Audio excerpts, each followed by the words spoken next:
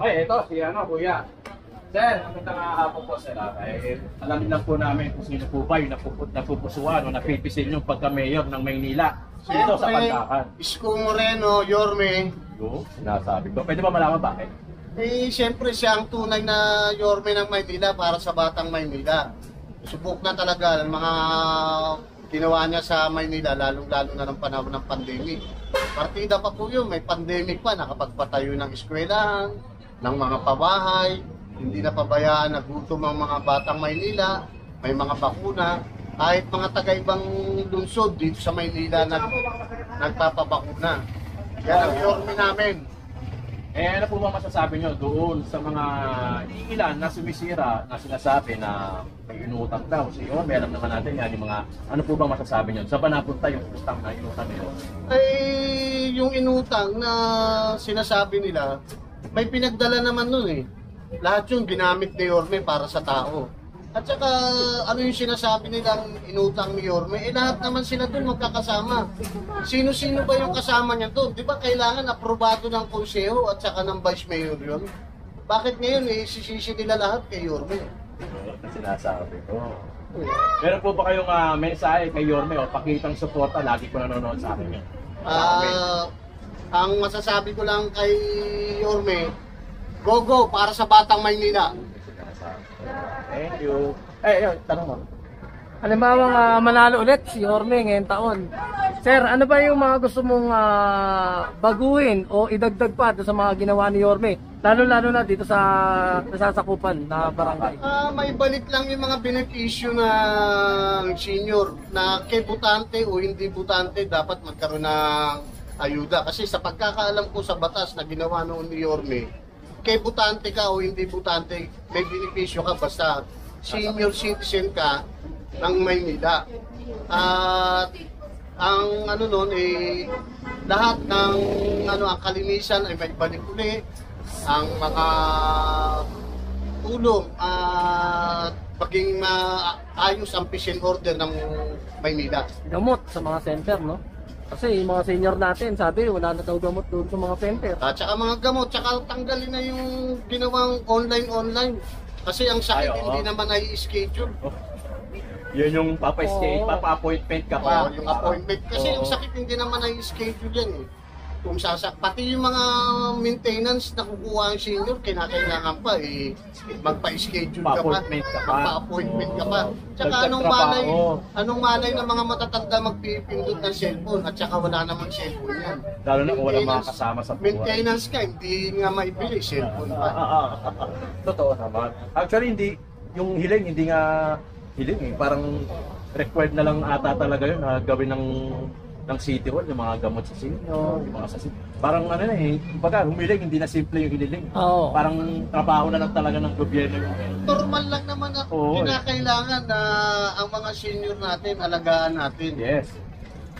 Dahil yan, yung mga nauna sa atin, mga nag-alaga sa atin, normal lang na yung mga panahon naman na may hinana sila, tayo naman na mag-alaga sa kanila. Tama. Kahit pa. Yan ang isa sa gusto ko kay Yorme. Mahal na mahal niya mga senior citizen naman. Totoo naman. Thank you sir. Maraming salamat po. Barangay 842. Thank you. Coach. Katanungan. Ito naman opinion lang, survey lang ng mga taong Pandakan. Sino bang napipisil at napupusuan mong pagka-mayor ngayon 2025? Dati si Yorme. Yorme, pwede pa malaman tayo bakit? Kasi siya na nakapagbigay sa amin ng mga ayuda at mga Ayuda lalo talaga kami mga senior. Senior. Mga ayuda, mga yung 500. Saka yung namin yung insure. Gatas. Kaya nakapunta sabi niya. Siya na nakagawa niya. Walang iba nakagawa sa amin. Kayo po ba laking Maynila? Kaya Kaya alam ko, yung mga vice mayor. Lahat ng mga naging mayor dito. Ngayon po ba, ano po ba ang status ng mga ayuda Hindi niyo? ko sa amin talaga. Ayun ngayon. Ano nangyayari yun? Yung ano namin, mga maintenance namin, wala na kami nakukuha ngayon. Wala na talaga. Wala pa nung Paano po yung maintenance mo? Bili na lang. Sariling bulsa. Ayun yung bulsa na. Minsan, nag-ato na kami ng ano, sa DSWD, pinansyal. Yung tulong. Yun na lang ginagawa namin. Tay, ano po ba masasabi mo o opinion mo dito sa mga baguhan na gustong hawakan yung Maynila? Kaya mahirapan sila, hindi nila kayang gawin yung tulad ginagawa niyo. Para kasi Kaya eh, nakagawa. pinapangako pa lang nila si Yorme, ginawa. Ginawa na. Halimbawang manalo naman si Yorme ngayon. Net. Manalo ulit. Ano naman yung mga gusto mong idagdag at baguhin dito pa sa Maynila? Yung mga dati na iwanan yung proyekto dapat tinuloy ni Madam. Lahat nila kung dapat. Patuloy. Tuloy nyo. Kaya duplihin, triplihin. Pabahay, mga vertical no? Mga pabahay. Tapos yung mga gamot sa center, sabi nyo. Yun, nung Marami kasi talaga. nagko-comment tayo eh, yung mga sa hospital daw, yung mga bayad na daw. Yun, hindi ko pa lang kung alam. Kasi, Pero sa center, may ka. wala na. Wala kami nakuha maintenance. Pero dati meron naman. Meron. Kasi, Malaking bagay yun. yung buwan-buwan maintenance. kasi kami kumukuha yan eh. Tsaka, every quarter na pinapalit yung reseta namin yan eh. Para sa maintenance, kumipirma kami ng kasi. Ngayon, Ito tayo, palagi sa amin nanonood si Yorme. Ano yung mensahe nyo? Tungkol doon sa gamot. Ayan, sabihin nyo na dito sa camera. sana, magtuloy-tuloy yung ano namin, yung maintenance namin mga senior. Kasi ang dami na rin nahihirapan. Buti kumumura lang yung ano ngayon. Eh, kung sa kanya, sa kanila, minsan yung mga bigay-bigay din ng mga ano. Gamot sa Malaking cellphone. bagay yun, yung maintenance na bigay na yun. Malaking Gamot sa bagay yun cellphone. kasi hindi mo na dudukote sa sarili mo. Pero yung bulsa. Buti kung buwan-buwan binibigay sa iyo yung ano mo, yung natawag nila na alawas ng ano, mga senior. Senior allowance. 500 kasi wala kasi pala. Okay, salamat tatay. Thank you, Tay. Thank you.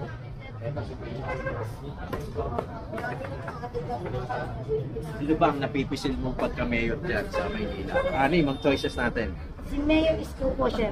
Pwede po ba malaman? Agad. Siyempre po sa mga senior, hindi mawala yung mga benefit. Senior na ba ba si Sa Tita? father ko. Sa mat. Yung mga ayuay. Sa mga ayuda po. Tsaka yung pandemic, siyempre. Hindi niya tayo pinabayaan yung mga taga-Manila. Palaging ganun, no? Yung pandemic talaga. Ano po ba yung experience nyo ng pandemic? Talaga pang Mahirap po Siyempre ba? po mahirap na walang pambili yung mga, walang may nakakalabas. trabaho, Oh, hindi post out tayo nakakalaban. nun eh. No? Sa box pa lang po niya, talagang hindi niya pinabayaan. Food Sa pack. food pack. Meron ka pang mensahe kay Yorme, lagi nanonood sa amin yan. Baka meron ka pang gusto sabihin sa kanya. Tapos pakita mo yung suporta mo. Oo. Ano po, supportan po kami kay Yorme. Maasahan niya ba yung boto nyo? Opo, May sir. darating na Opo, kalala. gusto po kami. Thank you. Maraming salamat. Thank you po. Tanungin lang namin kung ba ang pipisin yung mayor dito, anin yung choices natin dyan. See? Bakit po ba? Pwede ba malaman ba? Para ma-collect yung dating Ganda.